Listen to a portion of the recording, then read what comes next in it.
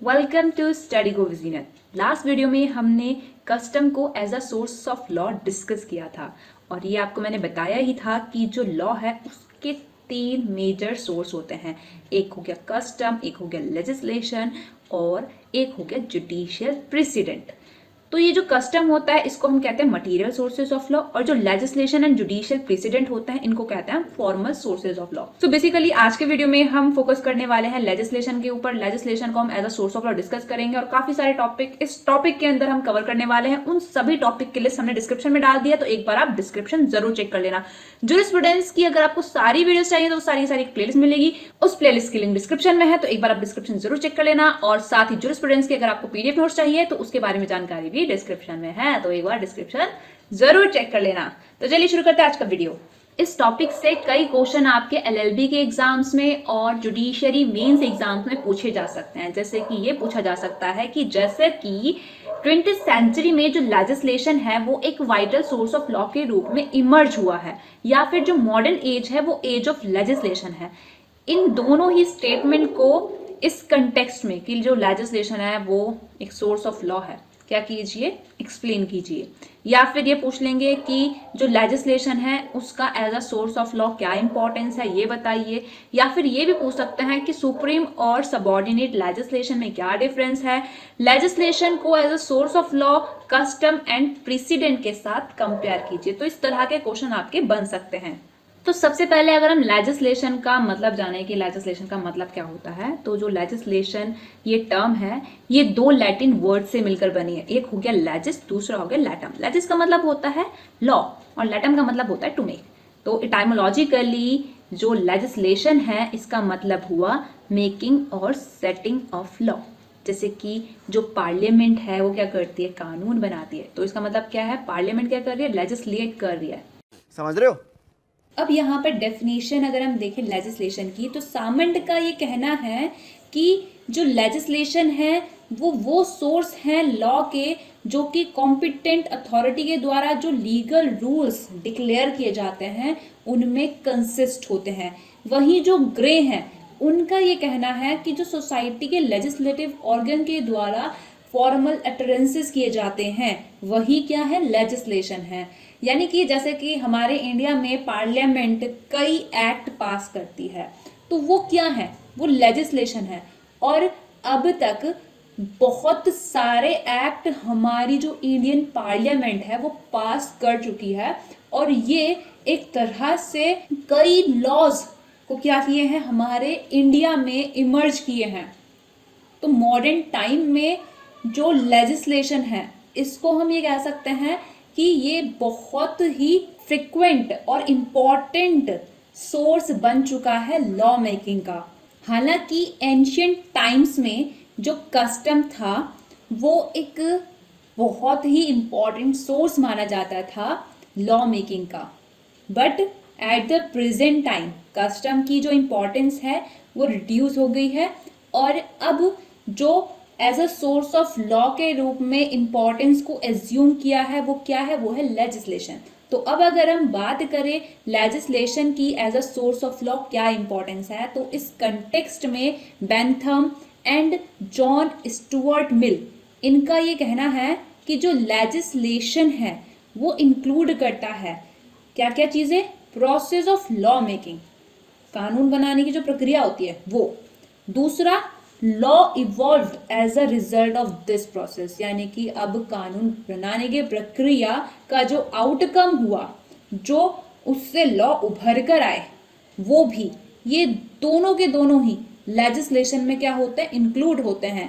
वहीं अगर हम बात करें अस्टिन की, तो अस्टिन ये कहते हैं कि जो लेजिस्लेशन है उसमें लॉ मेकिंग की एक्टिविटी क्या होती है, इंक्लूड होती है और इसके साथ साथ जो एग्जिस्टिंग लॉ में प्रोविजंस हैं उनको अमेंड करने की प्रोसेस, उनको ट्रांसफॉर्म करने की प्रोसेस और एग्जिस्टिंग लॉ में न्यू प्रोविजन इंसर्ट करने की प्रोसेस, ये सारा का सारा लेजिस्लेशन में इंक्लूड होता है। तो इसीलिए जो हेनरी मैन है जो कि हिस्टोरिकल स्कूल ऑफ जूरिस्प्रूडेंस है, इनका ये कहना है कि आज के टाइम पर जो साइंस ऑफ जूरिस्प्रूडेंस का जो डेवलपमेंट इम्प्रूव हो रहा है और जो सोशल रिफॉर्म्स हो रहे हैं उनमें जो लेजिस्लेशन है वो इक्विटी एंड फिक्शन के बाद एक अल्टीमेट एजेंसी की तरह काम कर रहा है। तो इस तरह से हेनरी मैन का ये कहना है कि जो लेजिस्लेशन है वो यूटिलिटेरियन ओल्ड लॉज जो हैं उनको एबॉलिश करने वाला बेस्ट सोर्स है, और जो भी प्रेवलेंट लॉज हैं उनको ये न्यू टच दिया है। और जैसा कि आपको पता ही है कि जो सोसाइटी है वो डे बाय डे चेंज हो रही है, और with the changing needs of the society जो लॉ है उसको भी बदलना पड़ता है। साइबर क्राइम के संबंध में जो लॉज आजकल उभर कर आए हैं, आर्टिफिशियल इंटेलिजेंसी के संबंध में जो लॉ आज के टाइम पर प्रेवलेंट है, उनके बारे में हम उस टाइम पर जब कस्टम बहुत ही इंपॉर्टेंट सोर्स ऑफ लॉ माने जाते थे, इन सभी लॉज की हम कल्पना भी नहीं कर सकते थे। तो इसीलिए with the changing needs of the society कई नए लॉज हमारे सामने आए हैं प्रेजेंट टाइम में, और इसके अलावा कई ऐसे कस्टम थे जो लॉ के द्वारा क्या किए गए, रिपील किए गए, लेजिस्लेशन बनाकर उनको हटाया गया। जैसे कि ट्रिपल तलाक को ही ले लो। ट्रिपल तलाक मुस्लिम्स में डाइवोर्स का बहुत ही प्रेवलेंट टाइप था, बट प्रेजेंट कंटेक्स्ट में जैसे कि वो अप्लाई नहीं हो पा रहा था, तो उसको अब जो आपका Muslim women protection of rights on marriage act 2019 को पास करके क्या कर दिया गया है, अब इलीगल एंड वॉइड डिक्लेयर कर दिया गया है और पनिशेबल ऑफेंस बना दिया गया है। तो मतलब यही है कि प्रेजेंट टाइम में जो लेजिस्लेशन है वो लॉ को बनाने, लॉ को खत्म करने और जो एग्जिस्टिंग लॉ में प्रोविजंस हैं उनको अमेंड करने, इन सभी चीज़ों में बहुत ही इम्पॉर्टेंट रोल निभा रहा है। इन दिस वे हम ये कह सकते हैं कि प्रेजेंट प्रोग्रेसिव सोसाइटी में जो ज़्यादा से ज़्यादा लॉज हैं वो लेजिस्लेशन के द्वारा ही क्या किए जा रहे हैं, बनाए जा रहे हैं। और इस तरह से कंसीडर किया जा सकता है कि जो लेजिस्लेशन है वो एक स्ट्रॉन्ग सोर्स ऑफ लॉ है प्रेजेंट टाइम में। अब यहाँ पर अगर हम बात करें लेजिस्लेशन के काइंड्स की, तो 4 तरह के लेजिस्लेशन होते हैं, जैसे कि supreme and subordinate legislation, direct and indirect legislation, delegated legislation and conditional legislation. इन चारों में सुप्रीम एंड सबऑर्डिनेट लेजिस्लेशन और डेलीगेटेड लेजिस्लेशन ये तीनों ही बहुत ही ज़्यादा इंपॉर्टेंट है। Basically supreme and subordinate legislation से इस तरह से सवाल आ जाता है कि इन दोनों में क्या डिफरेंस है, ये बताइए। तो फर्स्ट ऑफ ऑल जो सुप्रीम लेजिस्लेशन होता है वो लेजिस्लेशन होता है, वो लॉज होते हैं जो सेट होता है किसके द्वारा, स्टेट की जो सुपीरियर अथॉरिटी होती है, यानी कि स्टेट में जो सोवरेन पावर के द्वारा लेजिस्लेशन बनाए जाते हैं उनको हम कहते हैं सुप्रीम लेजिस्लेशन। वहीं अगर हम बात करें सबऑर्डिनेट लेजिस्लेशन की, स्टेट में जैसे कि एक पर्टिकुलर सोवरेन पावर होती है, उसके जो भी सबऑर्डिनेट होते हैं अथॉरिटी, उन सबऑर्डिनेट अथॉरिटी के द्वारा जो लेजिस्लेशन बनते हैं उनको हम कहते हैं सबऑर्डिनेट लेजिस्लेशन, यानी कि ऐसे लेजिस्लेशन जो सोवरेन अथॉरिटी ने नहीं बनाए हैं, बट सोवरेन अथॉरिटी के जो सबऑर्डिनेट अथॉरिटी है उन्होंने बनाए हैं। अब यहाँ पर दूसरा पॉइंट ये है कि जो सुप्रीम लेजिस्लेशन होते हैं उनको किसी भी लेजिस्लेटिव अथॉरिटी के द्वारा रिपील, अनल और कंट्रोल नहीं किया जा सकता है, बट जो सबऑर्डिनेट लेजिस्लेशन है ये अपनी कंटिन्यूअस एग्जिस्टेंस के लिए और वैलिडिटी के लिए सुपीरियर अथॉरिटी के ऊपर डिपेंड होते हैं। इंग्लैंड में जो लेजिस्लेशन इंपीरियल पार्लियामेंट के द्वारा बनाए जाते हैं उनको हम कहते हैं सुप्रीम लेजिस्लेशन, क्योंकि जो ब्रिटिश पार्लियामेंट है वो इंग्लैंड में true sovereign law making body मानी जाती है। वहीं अगर हम बात करें सबऑर्डिनेट लेजिस्लेशन के एग्जांपल्स की, तो जो कि आपके रेलवे हो गया, कंपनीज वगैरह हो गई या फिर एग्जीक्यूटिव वगैरह हो गए, उनके द्वारा जो लेजिस्लेशन बनाए जाते हैं वो आते हैं सबऑर्डिनेट लेजिस्लेशन की कैटेगरी में।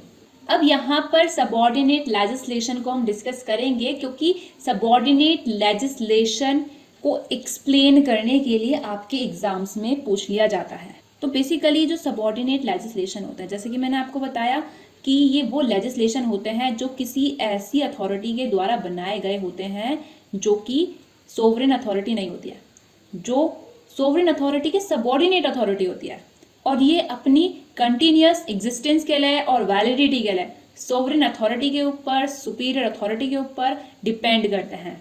इन सिंपल वर्ड हम ये कह सकते हैं कि सबऑर्डिनेट लेजिस्लेशन का मतलब होता है उन लेजिस्लेटिव इंस्ट्रूमेंट से जो कि किसी पर्टिकुलर एंटिटी के द्वारा बनाए गए हैं। वो भी क्यों? क्योंकि उस एंटिटी को ना पार्लियामेंट ने क्या किया है, पावर डेलीगेट किया है, क्या करने के लिए, वो लेजिस्लेटिव इंस्ट्रूमेंट बनाने के लिए। तो उनको हम फिर कहेंगे सबऑर्डिनेट लेजिस्लेशन, जो कि उस एंटिटी ने अंडर दी डेलीगेटेड पावर क्या किए हैं, बनाए हैं। या फिर पार्लियामेंट ने मान लो कोई एक्ट पास किया है और उस एक्ट के तहत किसी एंटिटी को क्या किया, पावर कन्फर कर दिया लॉ बनाने के लिए, तो तब उस पावर के तहत जो कि किसी एंटिटी को कन्फर की गई है, अगर लॉ बनाया जाता है तो वो कहलाएगा क्या, सबऑर्डिनेट लेजिस्लेशन। और आर्टिकल 13 का क्लोज 3 जो है इंडियन कॉन्स्टिट्यूशन में, इस क्लोज में जैसे कि लॉ को डिफाइन किया गया है, तो लॉ के अंदर सबऑर्डिनेट लेजिस्लेशन को भी रखा गया है। किस फॉर्म में? Order, rule, regulation and notification की फॉर्म में।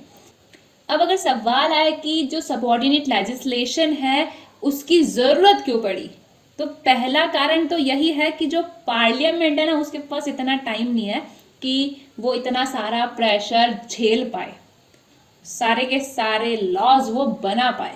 तो इसलिए जो पार्लियामेंट है वो क्या करता है, अपनी पावर को क्या करता है, डेलीगेट कर देता है और अपने ऊपर से जो बोझ है वो थोड़ा बहुत कम कर लेता है। और कई बार ये चीज देखने को मिलती है कि कुछ मैटर्स बहुत ज्यादा टेक्निकल होते हैं जिनको जो पार्लियामेंट के मेंबर्स हैं वो कंसीडर नहीं कर सकते हैं, क्योंकि ज़रूरी थोड़ी है कि पार्लियामेंट में मान लो अगर साइबर लॉ के संबंध में कानून बनाना है तो साइबर लॉ में स्किल प्राप्त किया हुआ व्यक्ति पार्लियामेंट का मेंबर हो, ये चीज़ ज़रूरी नहीं है। अगर एटॉमिक पावर के संबंध में लॉ बनाना है तो एटॉमिक पावर का जानकार पार्लियामेंट में बैठा हो, ये ज़रूरी नहीं है।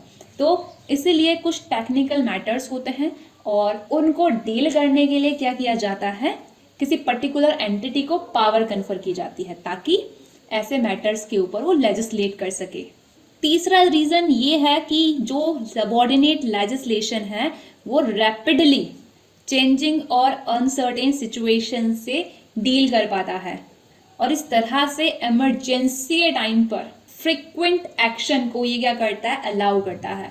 तो ये सब रीजन है सबऑर्डिनेट लेजिस्लेशन की जो जरूरत पड़ी है ना आज उस चीज के।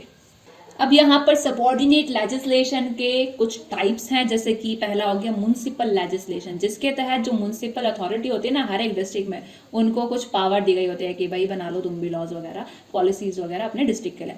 जैसे कि जो दिल्ली म्युनिसिपल कॉर्पोरेशन हो गया, मुंबई म्युनिसिपल कॉर्पोरेशन हो गया, तो इनको पावर मिली हुई है लॉज वगैरह बनाने की। वहीं अगर बात करें एग्जीक्यूटिव लेजिस्लेशन की, तो जो एग्जीक्यूटिव लेजिस्लेशन होता है इसके तहत जो पार्लियामेंट है वो क्या करती है, एग्जीक्यूटिव्स को पावर डेलीगेट करती है कि चलो तुम भी बना लो यार लॉस। जैसे कि इस पावर के तहत डिफेंस ऑफ इंडिया एक्ट क्या किया गया है, पास किया गया है। तो ये आपका एग्जीक्यूटिव लेजिस्लेशन है। नेक्स्ट है आपका कॉलोनियल लेजिस्लेशन, यानी कि वो लेजिस्लेशन जो भारत में उस टाइम पर पास हुए जब भारत ब्रिटिश सरकार के अधीन था, जब हमें आज़ादी नहीं मिली थी। तो उस टाइम पर जो ब्रिटिश गवर्नमेंट थी वो क्या करती थी, वो प्रोविंस जो होते थे उनको कुछ अथॉरिटी वगैरह दे देती थी कि भाई तुम भी बना लो लॉ वगैरह, तुम भी लेजिस्लेट कर लो, कोई दिक्कत नहीं है। तो इस तरह से कॉलोनियल लेजिस्लेशन का मतलब यही है कि कोई भी लॉ जो कि हमारे देश को आज़ादी मिलने से पहले इनेक्ट किया गया है और वो अभी भी इंडिया में एग्जिस्टेंस में है, और जो हमारा पार्लियामेंट है वो उनको क्या कर सकता है, रिपील कर सकता है, अल्टर कर सकता है, सुपरसीड कर सकता है। क्यों? क्योंकि पार्लियामेंट को पावर मिली हुई है ना अमेंड करने की। अगर ऐसे लॉज जो कि भारत के आज़ाद होने से पहले, कॉन्स्टिट्यूशन के बनने से पहले, जिनको हम कहते हैं प्री कॉन्स्टिट्यूशनल लॉज, अगर वो कॉन्स्टिट्यूशन के असंगत है तो उनको क्या कर सकता है, पार्लियामेंट रिपील कर सकता है, और अगर असंगत नहीं है तो उनको जो का त्यों रहने दे सकता है। तो इट डिपेंड्स अपॉन पार्लियामेंट। और आज के समय में भी कुछ कॉलोनियल लॉज हैं जो इंडिया में प्रैक्टिस में है, जैसे कि आपका मोस्ट रेलेवेंट एग्जाम्पल हो सकता है इंडियन पीनल कोड का, इंडियन पुलिस एक्ट का, इंडियन कॉन्ट्रैक्ट एक्ट का और इंडियन एविडेंस एक्ट का, और बाकी सारे जो यहाँ पर लिखे हुए हैं। नेक्स्ट आपका सबऑर्डिनेट लेजिस्लेशन का टाइप है ऑटोनोमस लेजिस्लेशन। ऑटोनोमस लेजिस्लेशन मतलब जो ऑर्गेनाइजेशंस होते हैं ना, डिफरेंट डिफरेंट टाइप्स के ऑर्गेनाइजेशंस आज के टाइम पर बहुत ही देखने को मिलते हैं। तो जो भी ऑर्गेनाइजेशन के द्वारा अपने इंटरनल फंक्शनिंग के लिए लेजिस्लेशन वगैरह बनाए जाते हैं, रूल वगैरह बनाए जाते हैं, उनको हम कहते हैं ऑटोनोमस लेजिस्लेशन। जैसे कि जो यूनिवर्सिटीज होती हैं उनके अपने खुद के रूल्स होते हैं एग्जाम्स वगैरह कंडक्ट कराने के। जैसे कि आप सुनते ही होंगे कि जो यूजीसी है उसने ये गाइडलाइंस क्या किए हैं, जारी किए हैं। तो ये सब क्या है, ये ऑटोनोमस लेजिस्लेशन है, जो कि एक तरह का सबऑर्डिनेट लेजिस्लेशन है। और नेक्स्ट सबऑर्डिनेट लेजिस्लेशन का टाइप है जुडिशियल लेजिस्लेशन। तो जैसा कि जो जुडिशियरी है ना, उसको भी कुछ पावर मिली हुई है कि वो अपने इंटरनल प्रोसीजर को रेगुलेट करने के लिए क्या कर सकती है, लॉज वगैरह बना सकती है, रूल्स वगैरह बना सकती है। तो जब भी जुडिशियरी ये पावर एक्सरसाइज करके लेजिस्लेशन बनाती है, तो जो भी वो लेजिस्लेशन बना रही है इस पावर के तहत, उसको हम कहते हैं जुडिशियल लेजिस्लेशन। और इस तरह के लेजिस्लेशन का एग्जाम्पल है दिल्ली हाई कोर्ट रूल्स, जो कि गवर्न करते हैं दिल्ली हाई कोर्ट को। तो ये थे आपके सबऑर्डिनेट लेजिस्लेशन के टाइप्स। अब यहाँ पर आपका लेजिस्लेशन के तहत ही एक इम्पॉर्टेंट टॉपिक है डेलीगेटेड लेजिस्लेशन। तो इससे सवाल आता है कि डेलीगेटेड लेजिस्लेशन होता क्या है और ये क्यों डेवलप हो रहा है मॉडर्न टाइम में, और इसको कैसे कंट्रोल किया जाता है। तो बेसिकली जैसे कि डेलीगेटेड लेजिस्लेशन एक तरह का लेजिस्लेशन का टाइप है। इसका अगर हम मतलब देखें तो जो सामंड है वो ये कहते हैं कि डेलीगेटेड लेजिस्लेशन वो लेजिस्लेशन होते हैं जो सोवरेन पावर के अलावा किसी अदर अथॉरिटी के द्वारा क्या किए जाते हैं, पास किए जाते हैं। और वही चीज यहाँ पर बोली जा रही है कि जो अपनी कंटिन्यूअस एग्जिस्टेंस के लिए सुप्रीम अथॉरिटी के ऊपर डिपेंड करता है, उनको हम क्या कहते हैं, डेलीगेटेड लेजिस्लेशन कहते हैं। तो ये जो चीज मैं यहाँ पर रिपीट कर रही हूँ, ये रिपीट इसलिए कर रही हूँ क्योंकि जो डेलीगेटेड लेजिस्लेशन है ये आपका सबऑर्डिनेट लेजिस्लेशन का ही एक टाइप है। और जनरली डेलीगेटेड लेजिस्लेशन वो लॉज होते हैं जो कि सुप्रीम लेजिस्लेटिव अथॉरिटी ने एग्जीक्यूटिव को पावर डेलीगेट की है, उस पावर के तहत एग्जीक्यूटिव के द्वारा बनाए जाते हैं, तो उन्हीं को हम कहते हैं डेलीगेटेड लेजिस्लेशन। इसके अलावा कुछ डेलीगेटेड लेजिस्लेशन जो पास हुए हैं उनके एग्जांपल्स यहाँ पर लिखे हैं, ये आप नोट कर सकते हैं। अब सवाल आता है कि डेलीगेटेड लेजिस्लेशन का ग्रोथ प्रेजेंट टाइम में मतलब क्यों हो रहा है इतना। तो आंसर सेम वही है जो कि हमने सबऑर्डिनेट लेजिस्लेशन के बारे में जब हम पढ़ रहे थे तब डिस्कस किया था। तो बेसिकली पहला पॉइंट तो यही है कि पार्लियामेंट जो है उसके ऊपर बहुत ज़्यादा प्रेशर है, उसके पास टाइम ही नहीं है, क्योंकि पार्लियामेंट एक एक्सट्रीमली बिजी बॉडी है, उसके पास बहुत सारा लेजिस्लेटिव वर्क है, और इसी वजह से वो इस सिचुएशन में नहीं होती है कि वो हर एक लॉ को डिटेल में देख पाए, कंसिडर कर पाए। इसलिए जो लेजिस्लेचर है वो क्या करता है, जनरल पॉलिसी को फॉर्मुलेट करता है, यानी कि एक स्केलेटन तैयार करता है, और एग्जीक्यूटिव को एम्पावर करता है कि उसको क्या करे, इन डिटेल फिल करे, यानी कि उस स्केलेटन में फ्लैश एंड ब्लड क्या करे, भर दे। इट मीन्स कि स्केलेटन बनाकर दे दिया, अब आगे क्या करना है वो आपके ऊपर है, अब आगे आप इस पॉलिसी को जान दो। तो इस तरह से जो एग्जीक्यूटिव होती है उसको पार्लियामेंट क्या करती है, एम्पावर करती है लॉज बनाने के लिए। और जो लॉज बनकर आते हैं वो किस फॉर्म में होते हैं, वो होते हैं रूल्स, रेगुलेशन और बाय लॉज की फॉर्म में। दूसरा रीजन है टेक्निकलिटी। जैसे कि आपको पता ही है कि जो हमारे पार्लियामेंट है वहां पर ऐसा हो सकता है कि जो मेंबर्स हैं वो बहुत अच्छे पॉलिटिशियन हो और अच्छे से पढ़े लिखे भी हों, बट ज़रूरी नहीं है कि हर एक टेक्निकल मैटर को डील करने के लिए कोई मेंबर पार्लियामेंट में बैठा हो। जैसे कि कई मैटर होते हैं like gas, atomic energy, drugs, electricity. तो इन मैटर्स को डील करने के लिए हमें चाहिए होता है एक्सपर्ट। तो इसीलिए क्या किया जाता है, पावर एक्सपर्ट को क्या की जाती है, डेलीगेट की जाती है कि भाई देख लो तुम इन मामलों को, क्योंकि हमें इतना कुछ ज्ञान नहीं है इन मामलों के बारे में। नेक्स्ट पॉइंट है फ्लेक्सिबिलिटी। तो जो डेलीगेटेड लेजिस्लेशन है वो बहुत ही ज़्यादा फ्लेक्सिबल होते हैं, बिना डिले के फ्रिक्वेंटली ये एग्जिस्टेंस में आ जाते हैं। और ये सेम चीज़ उन लेजिस्लेशन में पॉसिबल नहीं है जो कि पार्लियामेंट के द्वारा बनाए जाते हैं। नेक्स्ट पॉइंट है कि जो आपकी डेलीगेटेड लेजिस्लेशन होता है उसमें एक्सपेरिमेंट का स्कोप होता है। और लास्ट रीजन है इमरजेंसी। इमरजेंसी के टाइम पर जैसे कि आपको पता ही है कि जो डेलीगेटेड लेजिस्लेशन है वो बहुत ही फ्रिक्वेंटली एग्जिस्टेंस में आता है बिना किसी डिले के। तो इसलिए ये चीज़ इमरजेंसी के टाइम पर बहुत ही इंपॉर्टेंट रोल प्ले करती है। डेलीगेटेड लेजिस्लेशन एक कन्वीनियंट रेमेडी उस टाइम पर क्या होते हैं, साबित होते हैं। अब यहाँ पर अगर हम बात करें डेलीगेटेड लेजिस्लेशन के ऊपर जो कंट्रोल लगाया जाता है उसके बारे में, तो 3 तरह से कंट्रोल किया जाता है डेलीगेटेड लेजिस्लेशन को। पहला तो हो गया आपका पार्लियामेंट्री और लेजिस्लेटिव कंट्रोल, दूसरा हो गया प्रोसीजरल कंट्रोल और तीसरा हो गया जुडिशियल कंट्रोल।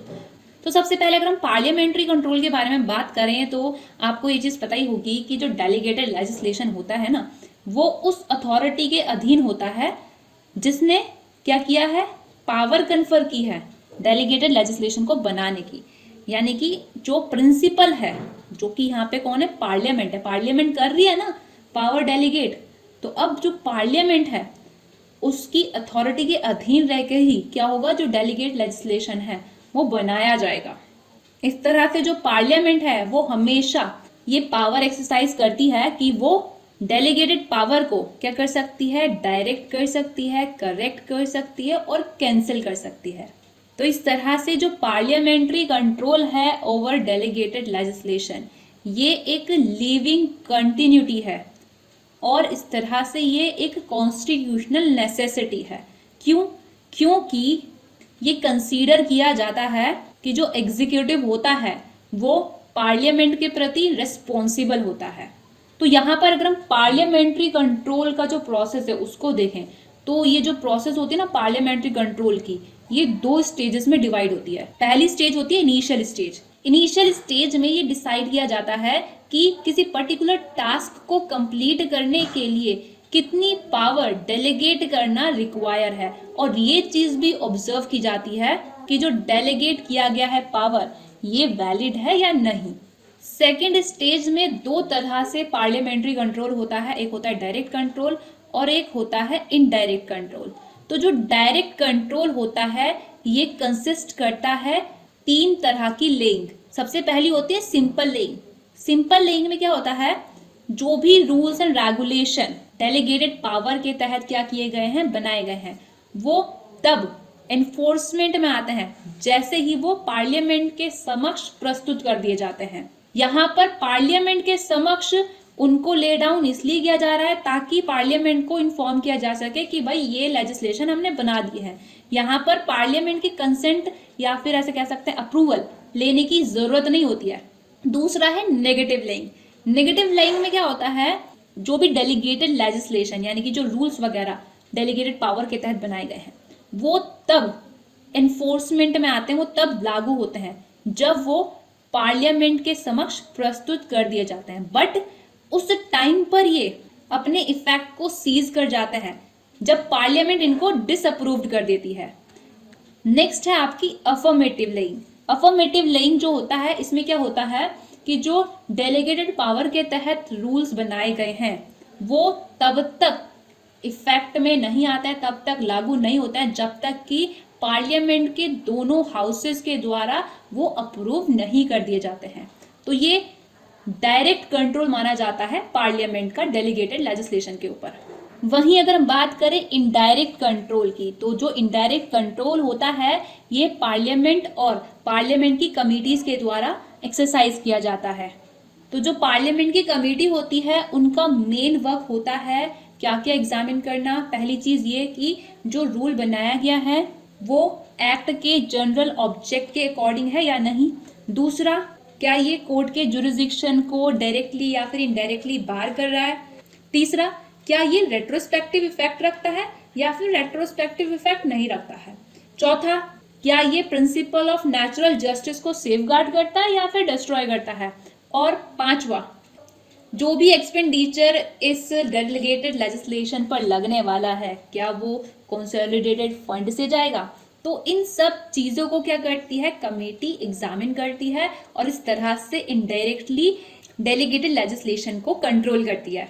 तो इस तरह से जो पार्लियामेंट्री कंट्रोल है वो डेलीगेटेड लेजिस्लेशन पर एक्सरसाइज किया जाता है। और इस कंटेक्स्ट में Avinder Singh versus state of Punjab के केस में जस्टिस कृष्ण अय्यर ने ये कहा था कि जो पार्लियामेंट्री कंट्रोल है उसको डेलीगेटेड लेजिस्लेशन पर बहुत ज़्यादा इफेक्टिव बनाया जाना चाहिए, अदरवाइज डेलीगेटेड लेजिस्लेशन का ना मिसयूज होगा। तो ये जो भी बातें यहाँ पर लिखी हैं उनको आप पढ़ लीजिएगा।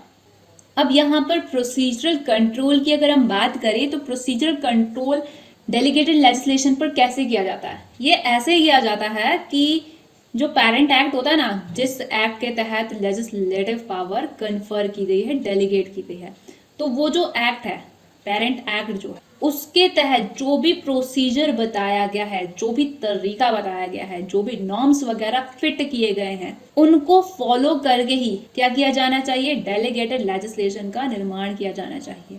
और अगर ऐसा नहीं होगा तो तब क्या होगा, वो डेलीगेटेड लेजिस्लेशन वैलिड नहीं होगा। और यही चीज क्या है, यही चीज कहलाती है डेलीगेटेड लेजिस्लेशन के ऊपर प्रोसीजरल कंट्रोल।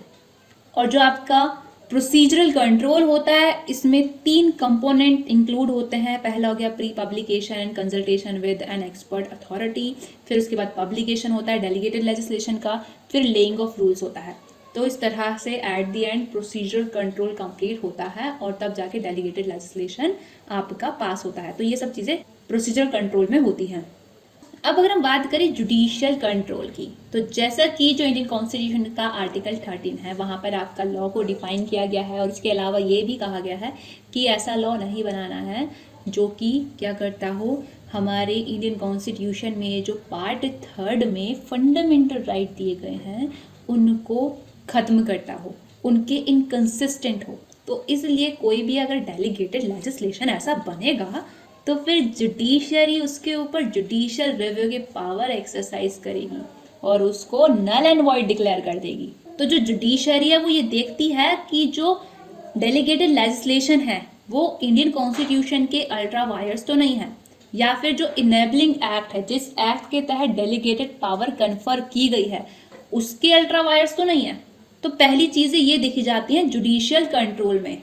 दूसरी चीज़ जुडिशरी ये देखती है कि जो एडमिनिस्ट्रेटिव लेजिस्लेशन है, जो डेलीगेटेड लेजिस्लेशन है, कहीं वो आर्बिट्ररी, अनरीजनेबल, मेलाफाइड और डिस्क्रिमिनेटरी तो नहीं है। तीसरी चीज़ ये देखती है कि जो डेलीगेटेड लेजिस्लेशन है वो जो प्राइवेट सिटीजन्स को कॉमन लॉ से राइट डिराइव हुए हैं उनको एनक्रोच तो नहीं कर रहा, उनका हनन तो नहीं कर रहा। और अगर वो ऐसा कर रहा है तो क्या इस चीज़ के लिए जो पेरेंट एक्ट है, जो पावर कन्फर्निंग एक्ट है, उसमें एक्सप्रेस अथॉरिटी मिली हुई है या नहीं मिली हुई है। नेक्स्ट पॉइंट ये देखा जाता है कि जो एडमिनिस्ट्रेटिव लेजिस्लेशन है, जो डेलीगेटेड लेजिस्लेशन है, कहीं वो किसी अदर स्टैट्यूट के कन्फ्लिक्ट में तो नहीं है। और ये भी देखा जाता है कि जो लेजिस्लेटिव अथॉरिटी है क्या उसको वो रूल जो उसने बनाया है उसको लेजिस्लेट करने की पावर थी भी या नहीं थी। और लास्टली ये चीज़ देखती है जुडिशरी की जो एडमिनिस्ट्रेटिव लेजिस्लेशन, जो डेलीगेटेड लेजिस्लेशन बनाया गया है वो वैग तो नहीं, वो अनक्लियर तो नहीं, वो एम्बिगस तो नहीं है। तो ये सब चीज़ें देखी जाती हैं जुडिशियल कंट्रोल के तहत।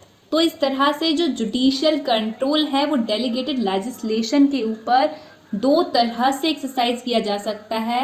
कब एक्सरसाइज किया जा सकता है? पहला तब जब वो अनकॉन्स्टिट्यूशनल हो, या फिर तब जब जो स्टैट्यूटरी इनैक्टमेंट है उसमें जो स्टैट्यूटरी पावर दी गई हैं उनको इम्प्रॉपरली एक्सरसाइज करके डेलीगेटेड लेजिस्लेशन बनाया गया है।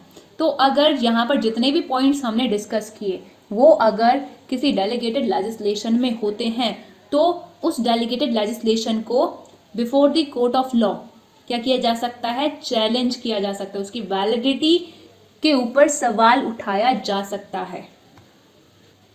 तो ये था आपका control mechanism over delegated legislation, parliamentary control, procedural control and judicial control.